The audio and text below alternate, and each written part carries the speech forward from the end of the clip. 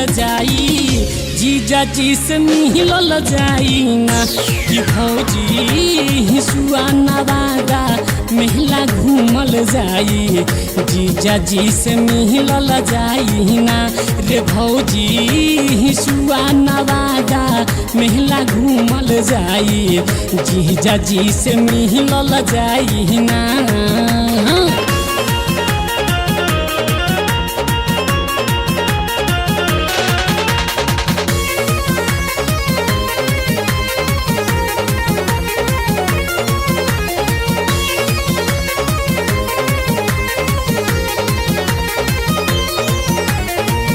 ढेर दिन से जोहत रहनी मिले के पलान हो, फोन में पहुना पाई हौ बहला काम हो।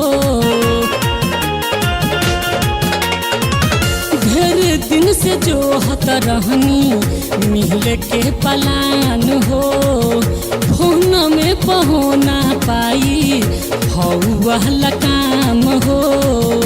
तो चल के छोला जिलेबी खूब दबावल जाई, जीजा जी से मिलल जाई ना रे भौजी हिसुआ नवादा मेला घूमल जाई, जीजा जी से मिलल जाई ना।